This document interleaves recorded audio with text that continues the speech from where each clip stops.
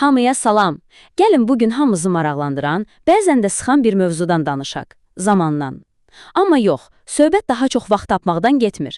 Əlimizdəki vaxtı necə daha ağıllı istifadə edəcəyimizdən gedir. Gəlin birlikdə görək, bu zamanı idarə etmə deyilən işin sirri nədədir? Yəqin bu hissi hamımız tanıyırıq, elə deyilmi? İşlər üst-üstə yığılır, vaxt isə sanki barmaqlarımızın arasından axıb gedir. Amma bilin ki, bu hissin öhdəsindən gəlmək mümkündür və bu, həyatınızı sözün əsl mənasında dəyişə bilər. Baxın, zamanı effektiv idarə etmək, sadəcə işləri bitirmək demək deyil. Araşdırmalar göstərir ki, bu daha çox enerji, daha az stres və ümumilikdə daha keyfiyyətli bir həyat deməkdir.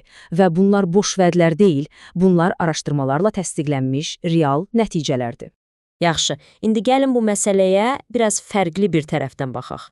Çünki bu mövzuda elə bir fundamental həqiqət var ki, bəlkə də bütün baxış bucağınızı dəyişəcək.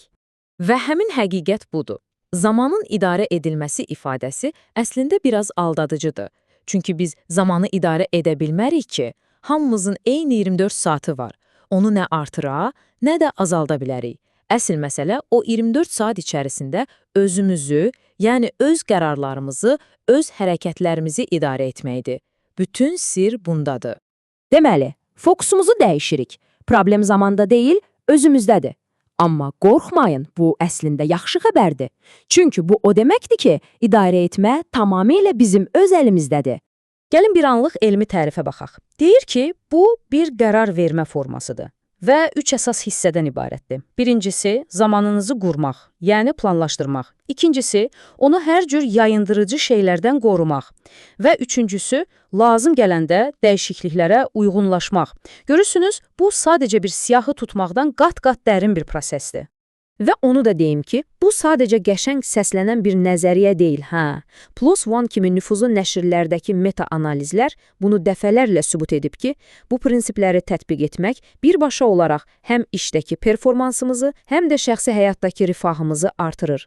Yaxşı, bəs bu özünü idarəni necə həyata keçirək? Hər şey tək bir fundamental addımla başlayır. Planlaşdırma.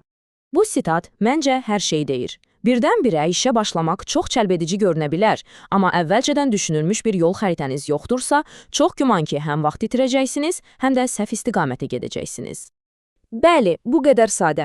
İstər bir planlayıcı olsun, istər adi bir dəftər ya da bir parça kağız, fərqi yoxdur. Tapşırıqlarınızı kağıza köçürdüyünüz an beyninizi onları yadda saxlamaq kimi ağır bir yükdən azad edirsiniz. Bu sizə dərhal bir zehni aydınlıq verir və enerjinizi həqiqətən vacib olan işlərə yönəltməyə imkan yaradır. İndi bir sual. Sizcə, hər gününüzü planlaşdırmaq nə qədər vaxt aparar?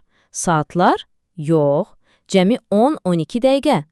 Bu, səhər qəhvənizi içərkən edə biləcəyiniz kiçik, amma çox dəyərli bir investisiyadır. Yaxşı, bəs bu 10 dəqiqəlik balaca investisiyanın bizə qazancı nədir? Hazır olun. Gün ərzində ən azı 2 saat. Bəli, düz eşitdiniz. 2 saat qənaət edilmiş vaxt. Bu, inanılmaz bir geri dönüşdür, elə deyilmi? Dəqiqlik və fokus sayəsində itirdiyimiz vaxtı geri qazanırıq. Planlaşdırma vacibdir, amma necə planlaşdırmaq tam başqa bir məsələdir. Unutmayın ki, bir ölçü hamıya uyğun gəlmir. Xoşbəxtlikdən hər kəsin iş tərzinə uyğun fərqli metodlar var. Gəlin 3 populyar metoda sürətli bir baxış keçirək. Pomodoro, bu xüsusilə yaradıcı iş görənlər və ya tez yorulanlar üçün əladır. Çünki sizi fasilə verməyə məcbur edir.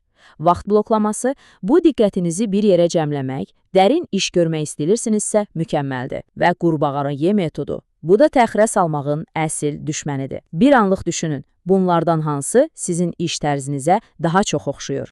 Ümumiyyətlə, günə başlamağın 2 əsas yolu var.